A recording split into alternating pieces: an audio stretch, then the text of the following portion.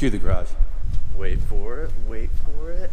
Welcome back to the Funfetti Tesla, guys. Ooh. Man, that teal just looks absolutely incredible. Welcome back to the Tesla, guys, and welcome back to another Tesla Talk Tuesday, where today it is a Tuesday and we talk in my Tesla about Tesla and Tesla related things, and you know how it is. Anyways, let's get out of the garage, let's get on. We got to get to work, so let's roll.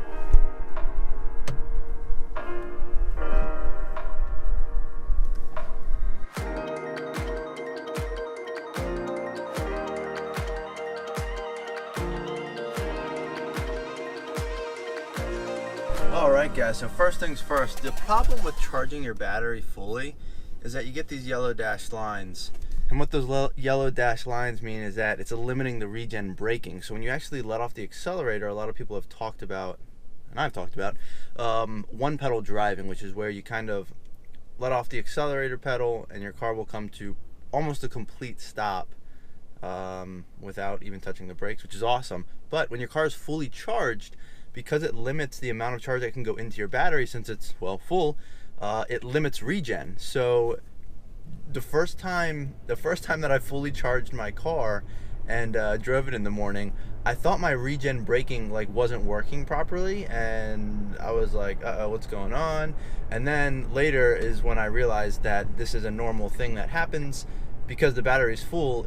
It's not trying to charge the battery, and therefore you don't get the effects of the regen braking to the full extent. So yeah, just the more you know, yeah. All right, in other news, news about me and my Tesla. Well, as you guys could see in the last vlog or two, I added some wrap to my car. It is now the Funfetti Tesla. Well, I haven't come up with a better name. That was the first thing that kind of stuck. Anyways, I actually ordered more wrap because clearly the front trunk, the front hood, the front bumper, the front hood, all of the front areas, they don't have any of the wrap on it. And then also as well, the back, a little bit of the top of the rear hatch has it, but as far as looking at it from straight on the back, none of the back part has any of the wrap. So I did actually order more because I did run out. I way underestimated how much I would need. I just got some sample rolls. They were 5 foot by 1 foot. Ran out of wrap real quick. So there is more wrap coming. The car will be more completely covered in the coming days. So that is just some little update on my own Tesla. In other news though, Tesla, I guess, recently pulled, I guess on their website they had a timeline of the Model 3 and when people would expect the $35,000 Model 3 to be available, and that has recently been pulled. So a lot of people were freaking out because they had reservations in and they were waiting for that. I don't know why they were freaking out, but I guess they were just up in arms. Anywho, I think that will come in time. I mean, as they can bring down costs, it makes more sense. But you can't force or bring a product to market if you can't really afford it. You know, a lot of people get on Tesla, especially short sellers and activist investors, about how much cash they have, about how much cash burn they have, how much money they're making, if they're profitable, etc., etc., etc. And well, bringing a car to market that you're either losing even more money on or not profitable on just really does not make sense, especially to them. And I don't think there's any reason to push it. At the same time, if you go to their website right now and look at the lowest model rear-wheel drive Model 3 that they have on there, it has, I think it's 42,000, which is pretty freaking close, guys. All right, it's pretty close, but they do that whole with gas savings and speed camera. Got to make sure the speed's good. They do that whole calculation with cost after savings, which is no longer much of a tax incentive, but they also say gas in there. And some people have brought up a good argument of well, what if you're switching from a Leaf or another, fully hybrid vehicle or something, or a plug-in hybrid where you're getting 50 or more mpg? Then that isn't really realistic. I think it's just kind of a superfluous. It's kind of a ridiculous number to kind of be throwing around, because they say that the cost of the Model 3 is $31,000 some $100 after gas savings. And it makes no sense. I really think they need to get rid of that. I hated that they did that when I was getting the car. They do still have like the cash price next to it, but it's just kind of like, it doesn't really make sense. Something else that is very interesting with electric cars right now is that the Jaguar I-Pace. Jaguar just announced that they're going to do 0% financing for like qualified buyers, etc., etc., all that legal mumbo jumbo wording, and people aren't really sure if that's because sales are that poor or they're just trying to promote it more or what. They don't know if it's a demand thing or an oversupply thing. Now, most people are assuming it's not an oversupply thing because I think they only delivered like in the hundreds of units of the Jaguar. No, maybe I'm wrong. Well, granted, they weren't delivering I-Paces, I don't think, for all of 2018. I think it came out like mid to end of 2018. So anyways, the units they were delivering were not that substantial in the United States. For some reason, I want to say they only delivered like 400 units, but that could have been in Europe. I don't know. Either way, I think that in either 2018 or 2019 or in total, something like that, globally they've only delivered maybe 1,000 units this year, which is like nothing. Needless to say, the Jaguar I-Pace is not selling too well. And well, I read about a review of the I-Pace from Electric. I don't know if it was Electric or another company, but they posted the article on anyways. Basically, they were saying that it's very difficult because it doesn't have the built-out charging network like Tesla does with the whole supercharging network across the country. And they were doing this test drive in California, which was also one of the first places to get, extensive Tesla supercharger network infrastructure. On top of that, it is also one of the other states to get a ton of just general electric car charging infrastructure in general, not just Tesla specific.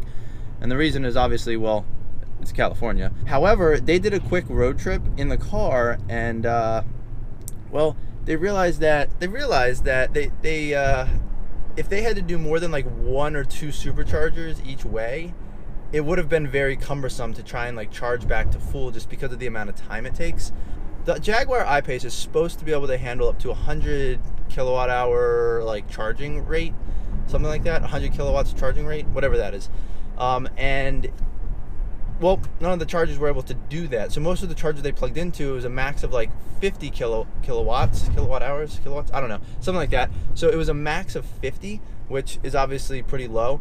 I mean, it's not bad, but it's not great. What do we do here, guys? What do we do here? We're scot-free. Speaking of Jaguars, Jaguar F-Pace. Wait, is that the F-Pace? Yeah, I think that's the F-Pace. Anyways, back to the review. So the review is saying, the charging network is just not that great. I know Electrify America, the whole Volkswagen Dieselgate thing, brought about that. It's forcing Volkswagen Audi Group to basically invest a certain amount of money in building out charging infrastructure, coming out with more electric cars, hence the whole Audi e-tron, the electric SUV that's coming out this year, all that stuff. So I think those are supposed to have like really fast chargers, like 200 kilowatts, 300 kilowatts, something crazy like that, 150 kilowatts. Whatever it is, it does sound great, and I can't wait for them to build that out so that more electric cars can come out, and those electric cars can actually be used to drive across the country or wherever you're going. But until that point in time, it's just so difficult to get another electric car. I've been able to take my car in a day from Maryland up to Connecticut and back, and well, I mean, yeah, it adds a little bit of time to your trip when you're stopping at superchargers, but like at least the superchargers are quick. You're not sitting there for an hour, you're sitting there for 20, 30, maybe 40 minutes if you have to fully charge. The infrastructure is there, like there's so many chargers, and some of the superchargers I stopped at were solely superchargers. There weren't any other electric car chargers on the way. I'm just really curious to see how quickly the infrastructure is going to be built out going forward, seeing as how we have the Audi e-tron coming out this year. We have the Porsche Taycan coming out either late this year or early 2020.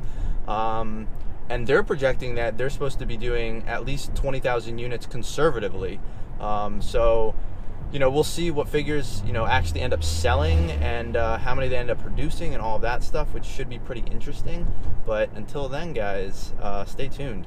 Definitely some interesting Tesla competitors coming out this year and early 2020. So very curious to see how that all plays out, how it starts to potentially eat into Tesla sales and potentially drive that demand down. However, right now, I still think Tesla is going to be the best electric car you can get because if you get an older model, you get that supercharging infrastructure already in place that is very fast and free with certain older cars, just like mine.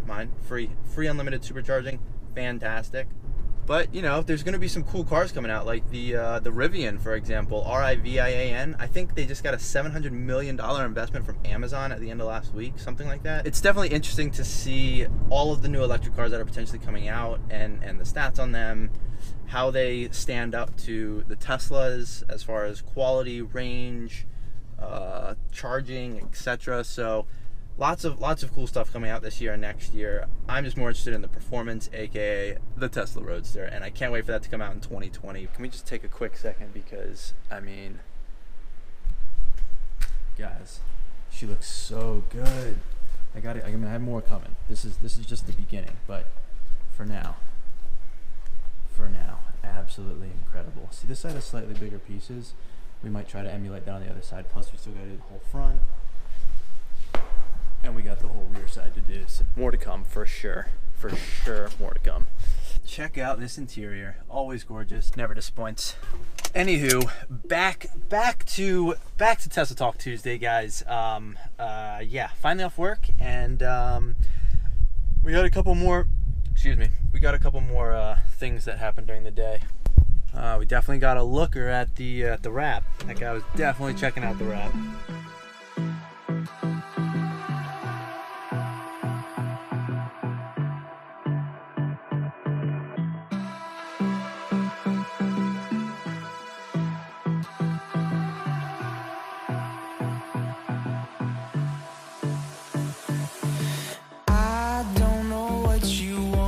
I know it's a little off topic, but the guy who followed me out of the garage, it looks like he has like a Nardo gray Audi.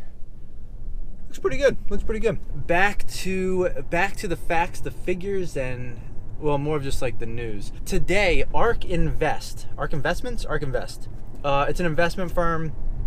They did an interview with Elon Musk. There's actually a podcast online. I think it's about 30 minutes. And they were talking to him obviously about Tesla, and one of the things, the biggest thing, I guess the highlight that's on all the headlines is it's about self-driving capabilities. And well, Elon Musk basically said that by the end of this year, Teslas will have the capability of full self-driving.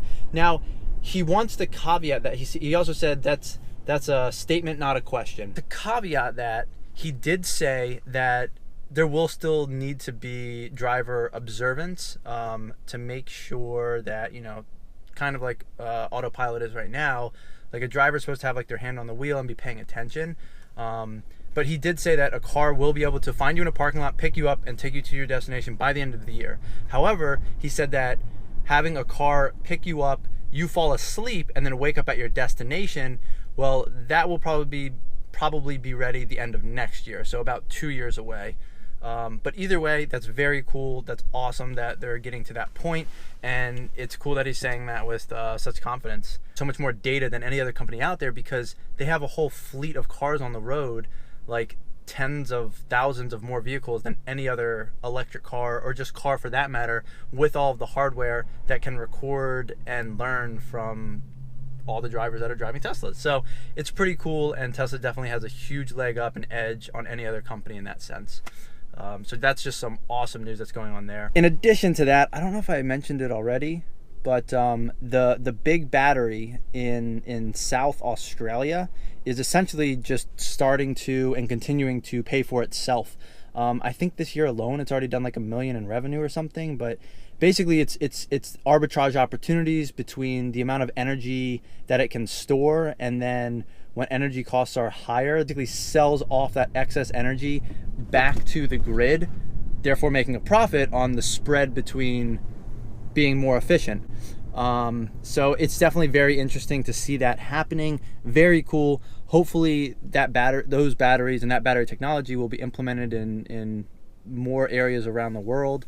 But until then, Tesla's crushing it, and they definitely have another leg up on the rest of the market due to their battery technology. But basically, the fact of the matter is Tesla is doing awesome things. They're definitely pushing other companies to try and compete with them, such as like the Volkswagen Audi group and Electrify America, which also was a result of them with the whole diesel scandal gate thing, Dieselgate, whatever it's called. I'm hoping that, you know, new and awesome technology is going to continue coming out. More electric cars will hit the market. Unfortunately, they're not selling as well as Tesla's, as we can see with the IPace.